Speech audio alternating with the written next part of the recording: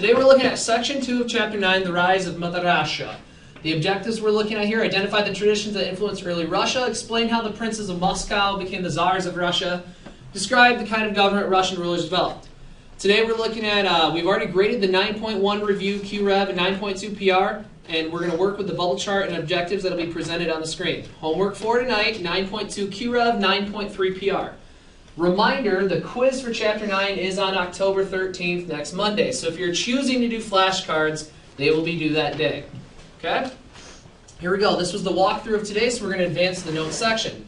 Cultures influencing Russia. We'll start with the Mongols. What?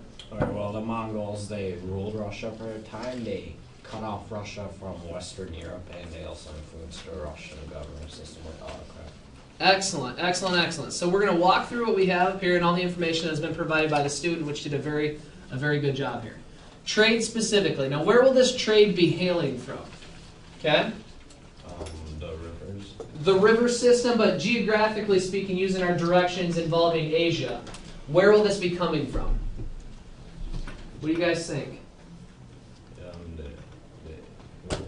The east. The east, absolutely. Okay, so we're looking at opening the eastern half of Russia, because this is an intercontinental country between Europe and Asia. Absolutely. Absolute rule. The student also provided the fact that they're going to rule as autocrats, which means what? If you're ruling as an autocrat, you strictly rule over, and you have over the power, you have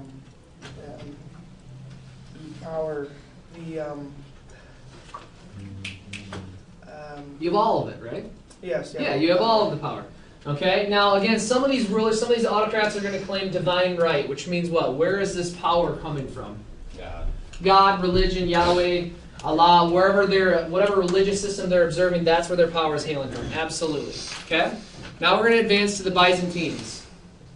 How is the Byzantine Empire influencing Russia? They sent Christian missionaries to convert them.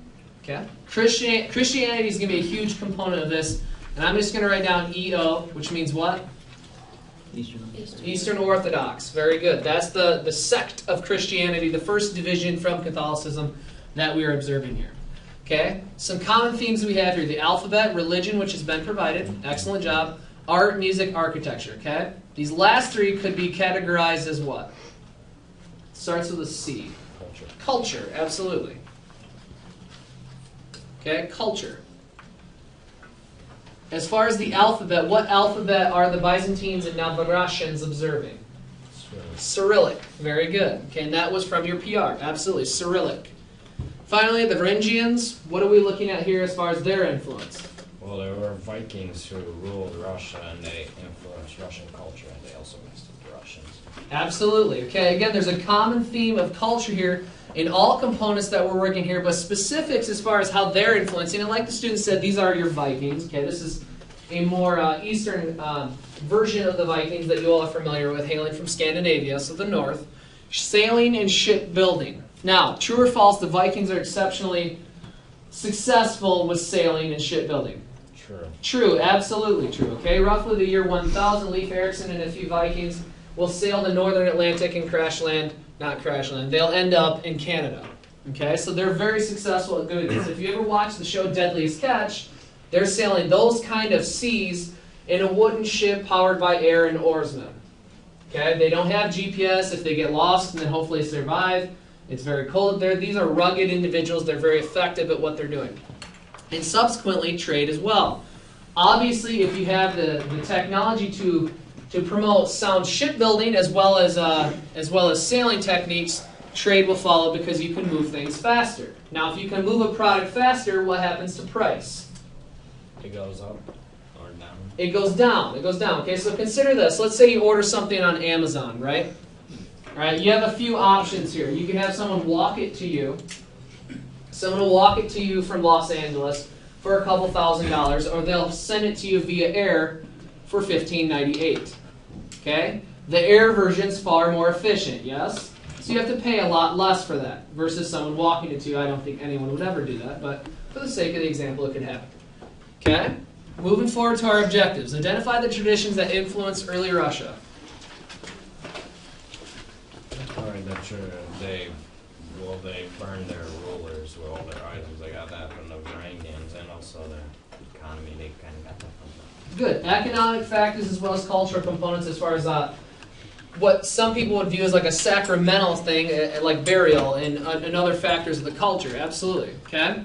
Byzantines, we're going to start with them primarily. Cultural and religious development. Now we're going to highly emphasize this one with this form of the church. Okay? As you look to the east in Mother Russia. The Varangians and the Mongols both influence economic growth through trade as well as structure of government. So trade, think efficiency there. How fast can we actually move the product? Form of government, we're going to just write down autocrat one more time. Okay? Because that's the type of rulers we are developing in Mother Russia with our czars. And that'll last all the way to the Bolshevik Revolution or the October Revolutions in 1917. Explain how the princes of Moscow became the czars of Russia. Well, the Muscovites used the Mongols to subdue the other princes. Good. Military victories and the military subduing by foreign forces. Excuse me. Spreading of Christianity. Okay, we're trying to develop a homogeneous society. So I'm going to write HS there. Homogeneous society, which means everyone is culturally similar for the most part. We all observe the same religion. We all observe the same family structure, belief system, etc., etc. Okay, that's what they're attempting to develop there. Utilizing control of both the church and the state. Why might a government want to do that? Well, because you can unite people under one religion.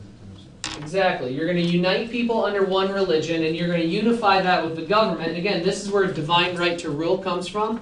Because if the head of the government is also the head of the church, even if you don't like what the government is doing, you have to respect their spiritual authority, right?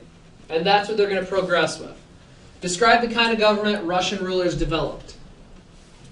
They developed an autocrat government. Very good, okay? Absolute rule, autocracy is maybe the way you want to write that down, but absolute rule is how we're going to rule. Russian Tsar controls all facets of the government and life. Is that good or bad? What do you guys think? It's kind of bad. Kind of bad, absolutely. You never want that amount of power to be held within one person because, for example, let's say they're having a bad day. Okay, they're having a bad day and someone says something wrong to them and now we start a war we never wanted to be in. Or, for example, let's say they need money to build a better palace. They don't like what's going on. They want to put in a pool. We're going to go ahead and just tax all the peasants till they can't survive. Okay, because he doesn't want to write the check himself. He's going to tax you all to get that money. Right? Any questions on the objectives? Now, one more time for your homework. 9.2 QREV. Make sure, and I think almost all of you, have the 9.3 PR completed. You can start the Chapter 9 map. If you haven't started that already, it's in your QREV packet. Flashcards, if you're choosing to do them, I highly advise them. They're extra credit. Will be due on Monday the 13th, which is also the same day that you are taking the quiz.